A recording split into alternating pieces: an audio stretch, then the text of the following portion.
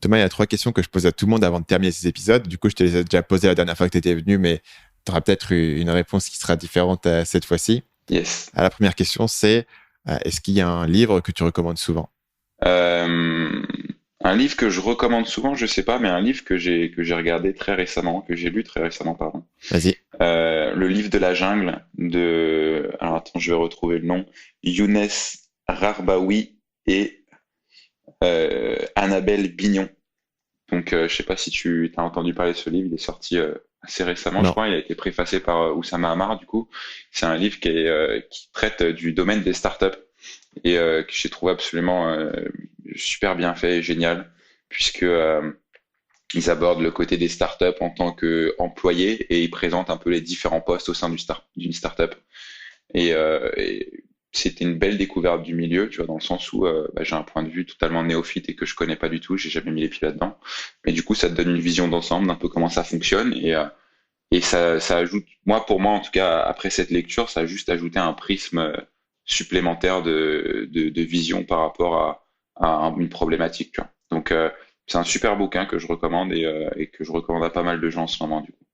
Du coup, la vision, c'est de te dire, OK, dans une startup à haute croissance, c'est quoi les postes, c'est quoi la division des tâches, comment est-ce que ces mecs-là ces gens-là qui ont quand même levé des sous, qui ont une expérience et qui ont... L'avantage de la startup, je trouve, c'est que il y a vraiment il y a vraiment un historique, quoi.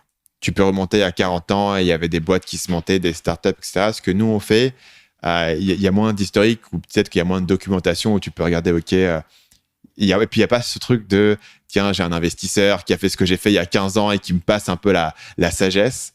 Ce que nous, on a moins, du coup, parce que tu as les formations, etc. Mais tu n'as pas forcément une personne qui va être directement impliquée dans ton projet, mais qui l'a déjà fait il y a 10-15 ans. Yes.